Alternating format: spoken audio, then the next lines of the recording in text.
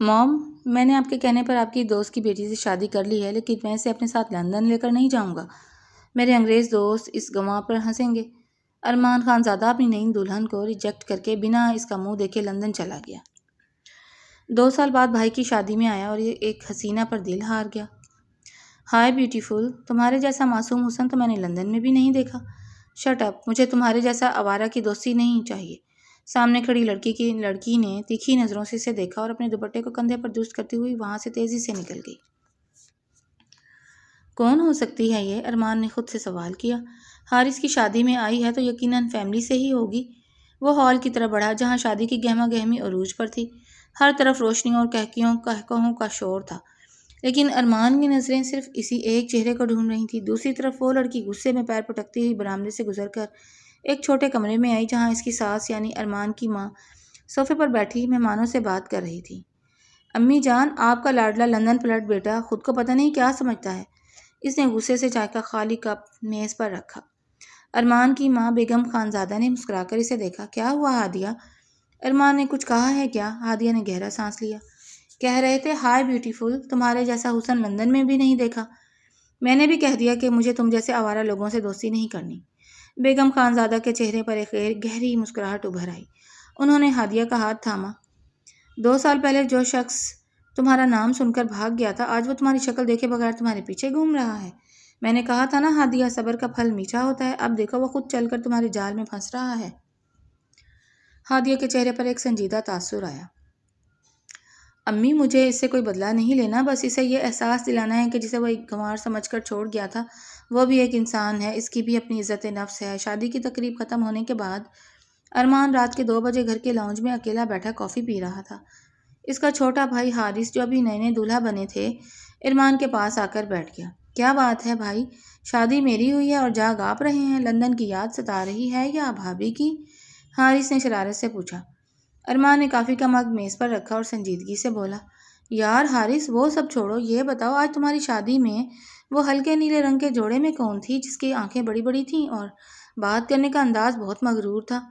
حارث نے ایک پل کے لیے سوچا، پھر اس کے چہرے پر ایک چمک آئی، لیکن اس نے خود پر قابو پاتے ہوئے کہا، اوہ وہ تو ہماری دور کی رشتہ دار ہے۔ کیوں، کیا ہوا؟ یار کمال لڑکی ہے۔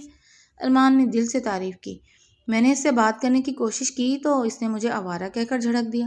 حارث نے بمشکل اپنی ہنسی روکی۔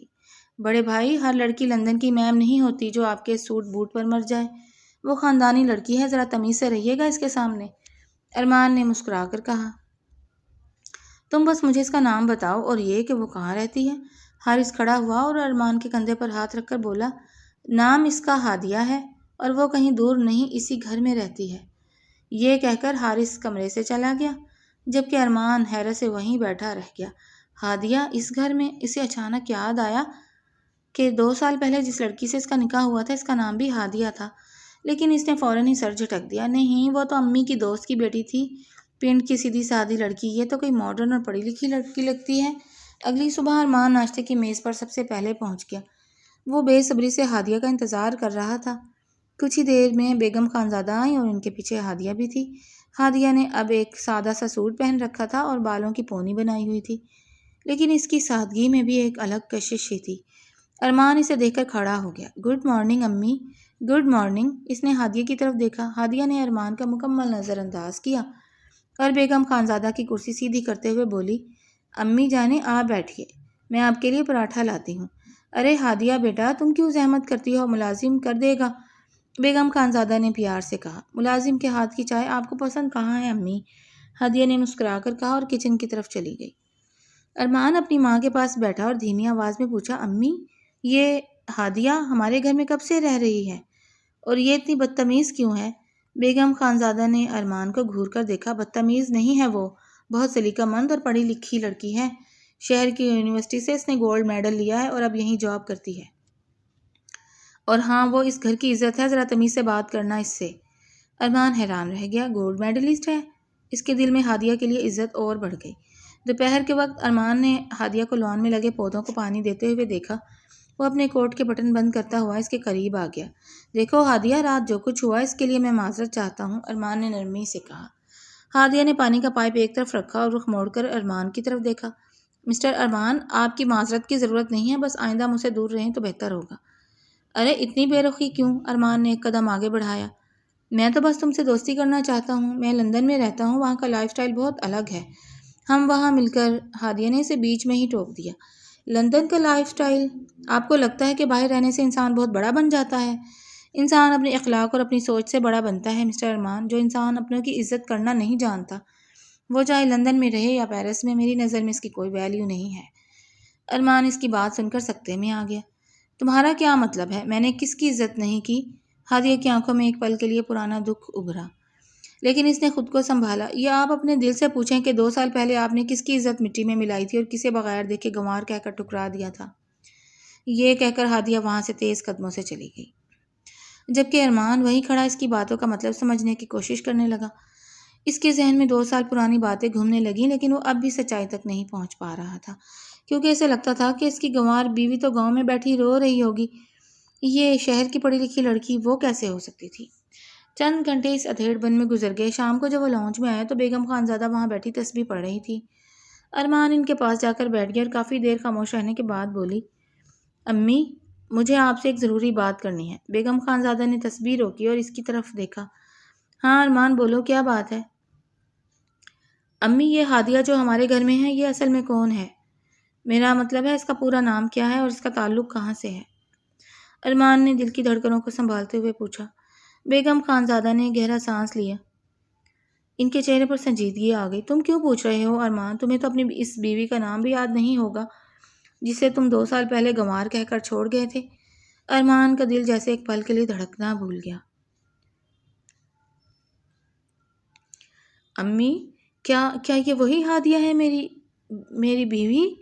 اس کی آواز کانپ رہی تھی۔ ہاں ارمان، یہ وہی ہادیہ ہے، میری دوست کی بیٹی، جسے تم نے بنا دیکھے ریجیکٹ کر دیا تھا کیونکہ تمہیں لگتا تھا کہ وہ تمہارے انگریز دوستوں کے سامنے تمہیں شرمندہ کر دے گی۔ بیگم خانزادہ کی آواز میں سالوں کا دکھ اور غصہ جھلک رہا تھا۔ ارمان ساکت رہ گیا، اسے اپنے پیروں تلے سے زمین نکلتی ہوئی محسوس ہوئی۔ لیکن امی، آپ نے تو کہا تھا وہ گاؤں کی ایک سیدھی سادھی لڑکی ہے، وہ اتنی پڑھی لکھی اور ماڈرن۔ وہ گاؤں میں ضرور رہتی تھی ارمان، لیکن اس کا یہ مطلب نہیں تھا کہ وہ جاہل تھی۔ وہ وہاں رہ کر بھی شہر کی یونیورسٹی سے تعلیم حاصل کر رہی تھی۔ جب تم نے اسے ٹھکرایا تو اس نے ٹوٹنے کے بجائے خود کو مضبوط کیا۔ اس نے اپنی پڑھائی مکمل کی، گولڈ میڈل لیا اور آج وہ ایک بڑی کمپنی میں اچھے عہدے پر ہے۔ اس نے ثابت کیا کہ وہ کسی کی محتاج نہیں ہے۔ بیگم خانزادہ یہ کہہ کر اٹھ کھڑی ہوئیں اور ارمان کو اس کے اپنے ضمیر کے رحم و کرم پر چھوڑ کر اپنے کمرے میں چلی گئیں۔ ارمان سر پکڑ کر وہیں بیٹھ گیا۔ اسے اپنے ماضی کے رویے پر شدید ندامت ہو رہی تھی۔ وہ جس لڑکی کو اچھوتے حسن اور سلیقے کی وجہ سے دل دے بیٹھا تھا، وہ وہی تھی جسے وہ 2 سال پہلے ٹھکرا چکا تھا۔ اگلے دن ارمان نے فیصلہ کیا کہ وہ ہادیہ سے بات کرے گا اور اپنی غلطی کا اعتراف کرے گا۔ وہ شام کے وقت ہادیہ کے آفس سے لوٹنے کا انتظار کر رہا تھا۔ جیسے ہی ہادیہ گھر کی دہلیز میں داخل ہوئی، ارمان اس کے سامنے آ گیا۔ ہادیہ، مجھے تم سے بات کرنی ہے، پلیز، ارمان نے انتہائی عاجزی سے کہا۔ ہادیہ نے اپنا بیگ صوفے پر رکھا اور سرد لہجے میں بولی، مسٹر ارمان، میں نے آپ سے پہلے بھی کہا تھا کہ میرے پاس فالتو باتوں کے لیے وقت نہیں ہے۔ میں جان چکا ہوں ہادیہ، سب کچھ جان چکا ہوں۔ ارمان نے اس کے سامنے ہاتھ جوڑتے ہوئے کہا، مجھے معلوم ہو گیا ہے کہ تم ہی میری وہ بیوی ہو جسے میں نے 2 سال پہلے اپنی حماقت اور غرور کی وجہ سے چھوڑ دیا تھا۔ میں بہت شرمندہ ہوں ہادیہ، پلیز مجھے معاف کر دو۔ ہادیہ کے چہرے پر ایک تلخ مسکراہٹ ابھری۔ معاف کر دوں؟ کس بات کی معافی ارمان صاحب؟ اس بات کی کہ آپ نے ایک لڑکی کی عزت نفس کو اپنے دوستوں کے سامنے دوستوں کے مذاق اڑانے کے ڈر سے کچل دیا تھا، یا اس بات کی کہ آپ نے 2 سال تک یہ پوچھنے کی بھی زحمت نہیں کی کہ وہ زندہ بھی ہے یا مر گئی؟ میں اندھا ہو گیا تھا ہادیہ، لندن کی چمک دمک نے میری عقل پر پردہ ڈال دیا تھا۔ ارمان کی آنکھوں میں آنسو تھے۔ اور آج جب آپ کو پتہ چلا کہ وہ گنوار لڑکی اصل میں خوبصورت بھی ہے اور پڑھی لکھی بھی، تو آپ کو اپنی غلطی کا احساس ہو گیا۔ اگر آج میں سچ مچ ایک سیدھی سادی کم پڑھی لکھی لڑکی ہوتی تو کیا آپ مجھے تب بھی اپنی بیوی تسلیم کرتے؟ ہادیہ کا یہ سوال ارمان کے منہ پر ایک زوردار تماچا تھا۔ ارمان کے پاس اس بات کا کوئی جواب نہیں تھا۔ وہ لاجواب ہو کر اسے دیکھتا رہا۔ یاد رکھیں ارمان صاحب، ہادیہ نے اس کی آنکھوں میں آنکھیں ڈال کر کہا، رشتہ صورت یا ڈگری سے نہیں، دل سے نبھایا جاتا ہے۔ آپ نے میرے وجود کو ٹھکرایا تھا اور میں اتنی جلدی اس زخم کو نہیں بھول سکتی۔ یہ کہہ کر وہ اپنے کمرے کی طرف بڑھ گئی۔ اس واقعے کے بعد ارمان نے ہار نہیں مانی۔ اسے احساس ہو چکا تھا کہ محبت اور عزت مانگنے سے نہیں، کمانے سے ملتی ہے۔ اس نے لندن واپسی کا ارادہ فی الحال ملتوی کر دیا۔ اور گھر پر ہی رکنے کا فیصلہ کیا۔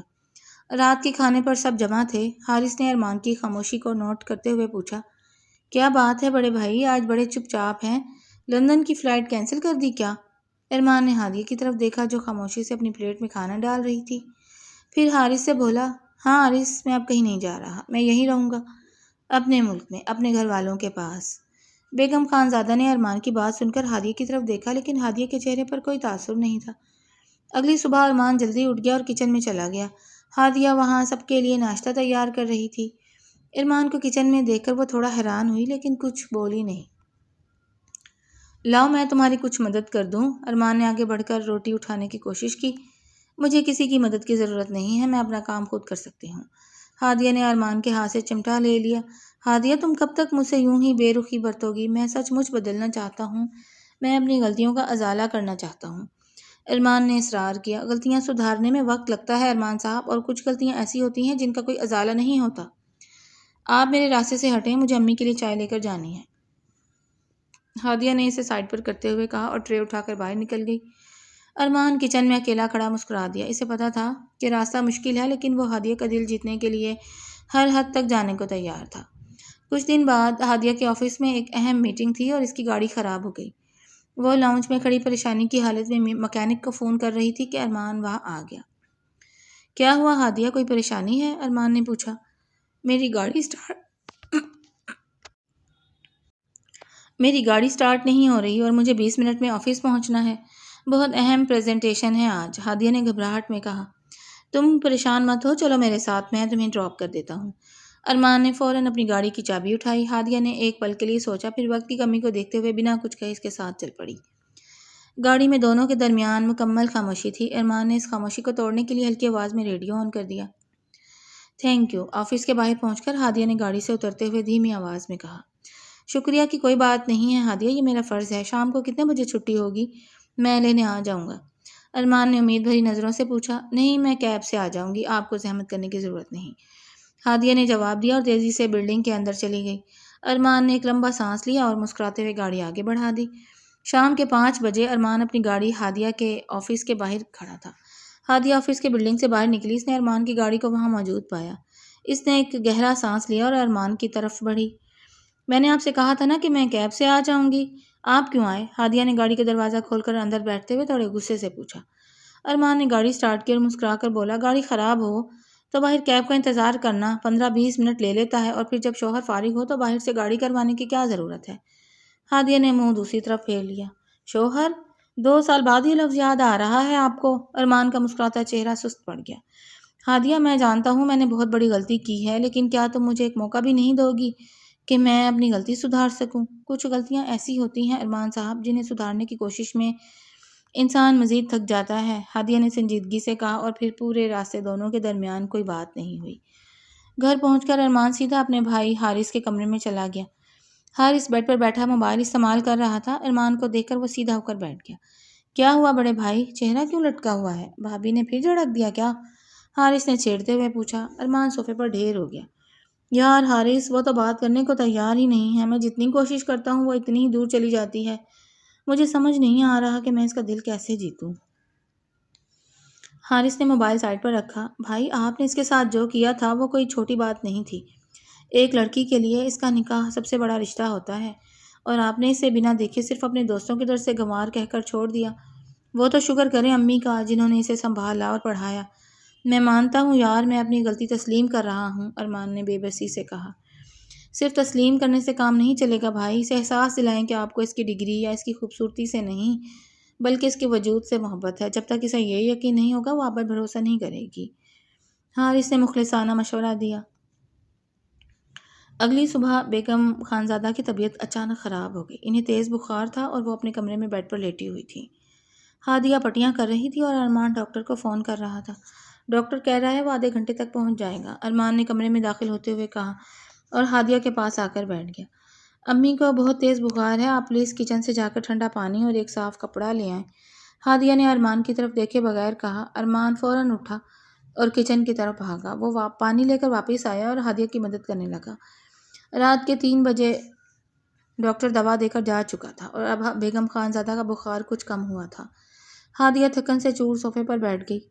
ارمان نے کچن سے چائے بنائی اور 2 کپ لے کر کمرے میں آیا۔ اس نے 1 کپ ہادیہ کی طرف بڑھایا۔ یہ لو، تمہاری طبیعت بھی خراب ہو جائے گی، تھوڑی چائے پی لو۔ ہادیہ نے ارمان کی طرف دیکھا۔ اس کی آنکھوں میں سچ مچ پریشانی تھی۔ اس نے خاموشی سے کپ پکڑ لیا۔ تھینک یو، اور مجھے افسوس ہے کہ میں نے تمہارے ساتھ ہمیشہ برا برتاؤ کیا، ارمان نے دھیمی آواز میں کہا۔ ہادیہ نے چائے کا گھونٹ لیا اور بولی، میں آپ سے نفرت نہیں کرتی ارمان، بس مجھے اس بات کا دکھ ہے کہ ہمارے معاشرے میں مرد عورت کو صرف ایک چیز سمجھتا ہے۔ اگر وہ ان کے معیار پر پوری اترے تو ٹھیک، ورنہ اسے کچرے کی طرف پھینک دیا جاتا ہے۔ میں ویسا نہیں ہوں ہادیہ، اب نہیں ہوں۔ ارمان نے اس کا ہاتھ پکڑنے کی کوشش کی، لیکن ہادیہ نے اپنا ہاتھ پیچھے کر لیا۔ یہ وقت بتائے گا ارمان صاحب۔ ہادیہ نے کپ میز پر رکھا اور بیگم خانزادہ کے پاس جا کر بیٹھ گئی۔ کچھ دن گزر گئے۔ ارمان نے اب گھر کے کاموں میں اور ہادیہ کے چھوٹے چھوٹے کاموں میں دلچسپی لینا شروع کر دی تھی۔ ایک دن شام کو جب ہادیہ لاؤنج میں بیٹھی اپنے آفس کی فائلز دیکھ رہی تھی، ارمان وہاں آیا۔ ہادیہ، اگر تم برا نہ مانو تو کیا میں یہ فائلز دیکھنے میں تمہاری مدد کر سکتا ہوں؟ میں نے لندن میں اس طرح کے پروجیکٹس پر کام کیا ہے، ارمان نے جھجکتے ہوئے پوچھا۔ ہادیہ نے سر اٹھا کر اسے دیکھا، پھر فائل اس کی طرف بڑھا دی۔ ٹھیک ہے، یہ مارکیٹ ریسرچ کا حصہ مجھے سمجھ نہیں آ رہا، ذرا دیکھیں۔ ارمان خوش ہو گیا اور اس کے پاس بیٹھ گیا۔ اگلے 2 گھنٹے دونوں نے مل کر کام کیا۔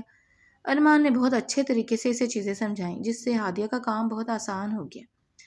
تھینک یو، آپ نے واقعی میری بہت بڑی مشکل حل کر دی، ہادیہ نے فائل بند کرتے ہوئے مسکرا کر کہا۔ یہ پہلی بار تھا کہ وہ ارمان کو دیکھ کر دل سے مسکرائی تھی۔ ارمان اسے دیکھتا رہ گیا۔ اگر تم روز ایسے ہی مسکرا کر بات کرو تو میں تمہارے آفس کے سارے کام خود کر دیا کروں گا۔ ہادیہ کا چہرہ دمک اٹھا، لیکن اس نے فوراً اپنی مسکراہٹ چھپائی۔ زیادہ خوش فہمی میں مبتلا ہونے کی ضرورت نہیں ہے، یہ صرف کام کی بات تھی۔ اگلے دن اتوار تھا اور حارث نے پلان بنایا کہ سب باہر ڈنر پر جائیں گے۔ ارمان بہت پرجوش تھا کیونکہ وہ ہادیہ کے ساتھ پہلی بار کسی فیملی گیٹ ٹوگیدر پر جا رہا تھا۔ جب سب تیار ہو کر لاؤنج میں جمع ہوئے تو ارمان نے دیکھا کہ ہادیہ نے ہلکے گلابی رنگ کا سادہ سا سوٹ پہن رکھا تھا، جس میں وہ بہت پیاری لگ رہی تھی۔ بھابھی، آج تو آپ کمال لگ رہی ہیں، بڑے بھائی کی تو نظر ہی نہیں ہٹ رہی آپ سے، حارث نے ارمان کو کچوکا لگاتے ہوئے کہا۔